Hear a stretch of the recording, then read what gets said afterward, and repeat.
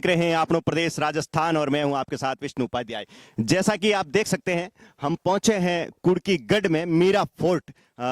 ठाकर साहब पुष्पेंद्र सिंह जी कुर्की का इंटरव्यू करने के लिए आप देख सकते हैं। कैमरामैन से कहूंगा पीछे का दृश्य दिखाएं और ये बोर्ड दिखाएं, जय अंबे मीरा फोर्ट का ये बोर्ड भी लगा हुआ, और ये भी दृश्य दिखाएं आप ठाकुर साहब का। जो आप देख सकते हैं मीरा फोर्ट का ये दृश्य है अपनो प्रदेश राजस्थान में। ठाकुर साहब पुष्पेंद्र सिंह जी कुर्की का निवास स्थान भी है, जो क्षेत्र की राजनीति में अच्छा प्रभाव रखते हैं और बीजेपी से हैं साहब। उनका भी इंटरव्यू करेंगे, जानेंगे अपनो प्रदेश राजस्थान में। बने रहिए हमारे साथ। देख सकते हैं हम पहुंचे हैं मीरा फोर्ट कुर्की में और हमारे बीच है माननीय पुष्पेंद्र सिंह जी ठाकुर साहब कुर्की ठिकाना से। इनसे कुछ बात करेंगे। जी नमस्कार। नमस्कार विष्णु जी। हम जेतान की राजनीति को लेकर चर्चा करने आए हैं सर, तो उस पर आप कुछ कहना चाहेंगे? फोर्ट का भी इतिहास काफ़ी पुराना है, मीराबाई का इतिहास भी, तो उस पर कुछ कहना चाहेंगे सर सबसे पहले?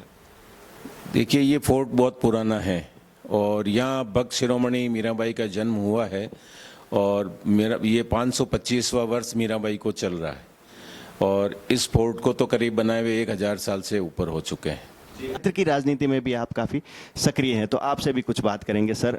वर्तमान बीजेपी की जो राजनीति है जेतारण क्षेत्र की, उसके बारे में कुछ कहना चाहेंगे सर? वर्तमान बीजेपी की जो राजनीति है वो तो बिल्कुल सही है क्षेत्र की, उसमें तो हम कोई टिक्का टिप्पणी नहीं करूँगा। और अभी जो कांग्रेस की राजनीति चल रही है उसके अंदर किसी प्रकार का 5 साल के अंदर विकास नहीं हुआ है।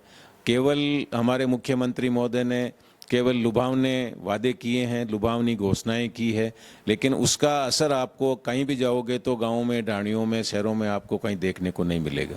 जी, जो जेतारण कांग्रेस में टिकट को लेकर जो मारामारी है वो आपको नहीं लगता कि बीजेपी में भी शुरू हो गई? बीजेपी एक अनुशासित पार्टी मानते हो आप, लेकिन आपको नहीं लगता कि किस ओर जा रही है बीजेपी? नहीं, जो कांग्रेस का जो आप सवाल कर रहे हैं, कांग्रेस वाली स्थिति हमारी बीजेपी में नहीं है।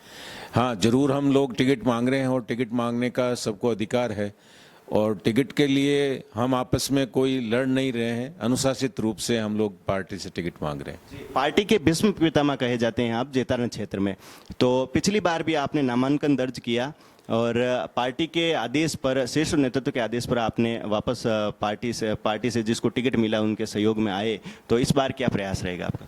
मैं अपने आप को भीष्म पिता तो नहीं कहता हूँ, मैं एक पार्टी का छोटा सा कार्यकर्ता हूँ और पिछली दफ़े भी मैंने पार्टी से आवेदन किया था और मुझे अवसर प्रदान करने का मैंने निवेदन किया था, लेकिन पार्टी ने श्री अविनाश जी गहलोत को टिकट दिया। हम सब लोगों ने साथ रह करके और पार्टी को जिताया और उनको विधानसभा में पहुंचाया। तो इस बार आपका प्रयास रहेगा, क्योंकि आपको ये जो अपने आदिवासी महाकुंभ हो रहे हैं, सभी जातियां अपने अपने ताल ठोक रही है, सत्ता में अपना वर्चस्व चाहती है, तो इस बार राजपूत समाज ने भी वीर दुर्गादास राठौड़ रैली हुई थी, तो उस समय कुछ मंथन हुआ या? देखिए, प्रजातंत्र है और प्रजातंत्र के अंदर हर व्यक्ति को, हर समाज को अपनी बात कहने का अधिकार है और इसमें बुरा भी नहीं मानना चाहिए और अपनी अपनी जाति अगर अपना अपना अधिकार मांगती है तो अच्छी बात है। तो इसीलिए आज रायका समाज का महाकुंभ जोधपुर में है।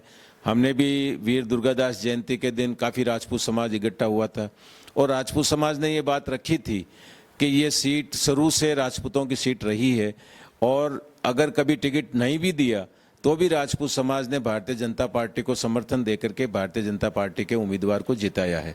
तो 35 साल से यहाँ पर भारतीय जनता पार्टी को राजपूत समाज अपना समर्थन देता आ रहा है। तो मेरा ये कहना है कि जब 25 साल से परिसीमन ही खत्म हो जाता है तो अब ओबीसी, अगर यहाँ 35 साल तक ओबीसी का वर्चस्व रहा है तो राजपूत समाज को, और राजपूत समाज ये चाहता है कि हमको पुनः वापस मौका मिलना चाहिए। जी, कांग्रेस में भी राजपूत समाज ने टिकट की दावेदारी की है, तो उस पर आप कुछ कहना चाहेंगे? 1985 के बाद कांग्रेस की सीट यहाँ निकली नहीं, तो चेहरा अगर कांग्रेस में बदला जाता है तो कुछ प्रभाव पड़ेगा? अगर कांग्रेस देती तो अच्छी बात है, राजपूत को देना चाहिए। पहले भी कांग्रेस ने राजपूतों को टिकट दिए हैं और राजपूतों ने यहाँ से सफलता हासिल की है और वो जीते हैं। तो आप तो संगठन में हैं, बीजेपी में हैं, अगर राजपूत समाज से कांग्रेस में टिकट मिलता है तो क्या आपका प्रयास बीजेपी की सीट सुरक्षित रखने का रहेगा? नहीं, मैं पार्टी का वफादार सिपाही हूँ और मैं तो बीजेपी की बात कहूँगा, समाज से भी यही कहूँगा कि हमें भाजपा के साथ रहना चाहिए। जी, अगर टिकट वर्तमान विधायक को ही मिलता है और सभी को एक बिठाने का प्रयास किया जाता है शीर्ष नेतृत्व से, तो आपका क्या प्रयास रहेगा? जी, जो ऊपर से आदेश होगा वो तो सबको सर्वमान्य होगा। निर्दलीय ताल ठोकोगे? नहीं, न तो मैंने आगे कभी निर्दलीय चुनाव लड़ा, न भविष्य में कभी लड़ने की बात करता हूँ। मैं पार्टी का अनुशासित सिपाही हूँ और पार्टी ने जो भी दिया आज तक, ऐसे मेरे को बहुत कुछ दिया है। मैं 25 साल तक सरपंच रहा हूँ, फिर मैं जैतारण का प्रधान रहा हूँ, पिछले 16 सालों से मैं सेंट्रल कोऑपरेटिव बैंक का चेयरमैन हूँ। तो ऐसी बात नहीं है कि मैं पार्टी के खिलाफ करूँ और पार्टी खिलाफत करूँ, ये मेरे खून में नहीं है। जी, कल जो दो बैठकें हुई, माननीय सांसद महोदय पधारे थे, तो उस पर आप कुछ कहना चाहेंगे? जी, माननीय सांसद महोदय आदरणीय बालकनाथ जी पधारे थे और हमारी दो बैठकें हुई। एक बैठक संगठन की तरफ से थी, एक बैठक विधायक महोदय की तरफ से थी।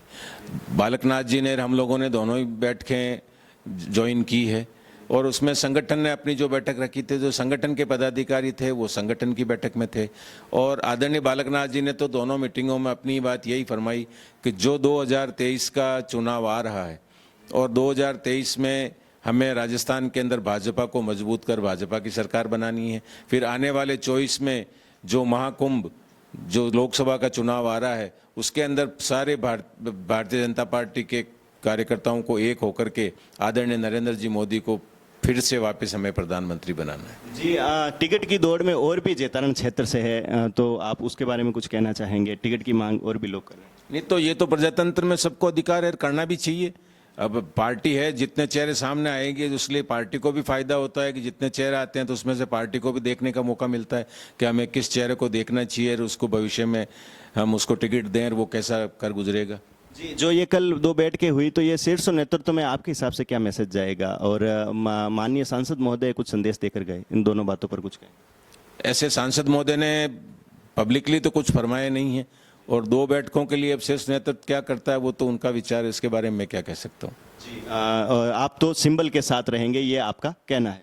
बिल्कुल, मैं सिंबल के साथ हूँ और सिंबल के साथ साथ कमल का फूल जो है हमारा सिंबल है और मैं यही सबसे कहूँगा कि हमें हमारे प्रधानमंत्री आदरणीय नरेंद्र जी मोदी के हाथ मजबूत करने, इस बात सही है। और आप क्या कहना चाहेंगे, जो ये अभी विधायक महोदय का कार्यकाल रहा और सरकार कांग्रेस की थी, तो आपकी पार्टी में बीजेपी के विधायक थे, तो विकास कार्य के बारे में आप कुछ कहना चाहें? देखिए, कांग्रेस के 5 साल की सरकार के अंदर कांग्रेस ने बहुत से वादे जनता से किए थे और उसमें उन्होंने ये किया था कि जब हम सत्ता में आएंगे तो काश्तकारों का लोन माफ़ करेंगे। 10 तक गिनती बोलते ही काश्तकारों का लोन माफ़ हो जाएगा। जो काश्तकार आज तक भी हमारे पास आते हैं उनके 3-3 लाख के लोन बाकी पड़े हैं और इससे भी बड़े बड़े लोन काश्तकारों के बाकी पड़े हैं लेकिन माफ़ नहीं हुए। दूसरा, इन्होंने कहा था कि हम युवाओं को बेरोजगारी भत्ता देंगे, उस भत्ते के लिए आज भी युवा तरस रहा है और बहुत से ऐसे वादे किए थे, उन वादों का आज तक पता नहीं है। उसके बाद अब ये लुभावनी बातें 6 महीने के अंदर अलग अलग मिस मैरिजम, जिस तरह, क्योंकि अशोक गहलोत जी को जादूगर कहते हैं, तो ये मिस मैरिजम कभी मिर्ची बांट रहे हैं, कभी हल्दी बांट रहे हैं, कभी धनिया बांट रहे हैं। तो हल्दी, मिर्ची और धनिया बांट करके, मोबाइल बांट करके कोई सरकारें ली जाती क्या?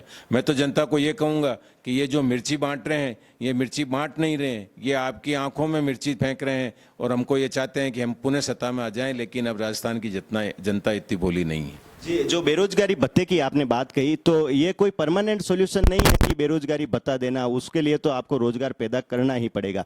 अगर डबल इंजन की सरकार बनती है प्रदेश में, तो आपका भी प्रयास रहेगा कुछ? बिल्कुल रहेगा। आप देख लीजिए न, जो प्रधानमंत्री जी ने वादे किए थे वो बेरोजगारी भत्ते की जगह उन्होंने लोगों को जगह जगह अलग अलग स्कीमें चला करके और स्कीमों के मार्फत से, अलग अलग उसके मार्फत से कितने ही बेरोजगारों को उनको रोजगार प्राप्त हुआ है। ऐसा आज तक कोई स्कीम कांग्रेस तो लेकर के नहीं आई। वर्तमान विधायक के विकास कार्य के बारे में आपने कुछ बताया नहीं सर, कैसा रहा कार्यकाल? और आप भी सत्ता भारतीय जनता पार्टी के भीष्म पितामह भी है, तो कुछ आप भी कहना चाहें? देखिए, फिर मैं भीष्म पितामह की बात आई, मैं कार्यकर्ता हूँ और ऐसे सरकार हमारी थी नहीं और जितना उनसे बना उन्होंने जनता की सेवा की। ये कि ठाकुर साहब, आपको बताऊं कि पिछले चुनाव में जो अविनाश जी को टिकट मिला था, तो जो भी अभी नेतागण हैं जो अलग हैं, वो भी साथ थे, सारे एकजुट होकर गहलोत साहब को जिताया था, विजय श्री दिलवाई थी। तो ऐसा क्या हुआ कि वापस वो उनको अलग होना पड़ा? देखिए, पिछले चुनाव में हम बिल्कुल साथ थे और सभी, पूरा समाज, माली समाज भी पूरा संगठित था, राजपूत समाज भी पूरा साथ था। प्रधान चुनाव भी हमने बड़ी जोरदार लड़ा और प्रधान चुनाव में भी दोनों प्रधान हमने बनाए। लेकिन उसके बाद में जो नगरपालिका का चुनाव हुआ और नगरपालिका के चुनाव के बाद में ये आपस के अंदर कुछ मनमुटाव इनके आपस में पैदा हुए और वो मेरे को आपको कहने की जरूरत नहीं है, वो सब लोग जानते हैं कि नगरपालिका के चुनाव के बाद ये मनमुटाव क्यों पैदा हुए और नगरपालिका के चुनाव के बाद में ही ये एमएलए साहब से माली खेमे के अंदर 3 धड़े आपस में बटे हैं। तो इसमें समाज अगर प्रयास करेगा और समाज एकजुट कर भी सकता है, समाज एक होकर, तो उस पर कुछ कहना चाहेंगे? वो तो उन समाज का मैटर है, समाज सर्वोपरि है। वो तो हर एक समाज अपनी कोशिश करता है कि हमारे समाज के अंदर बंटवारा नहीं हो, तो वो तो समाज जो करेगा वो समाज के ऊपर है।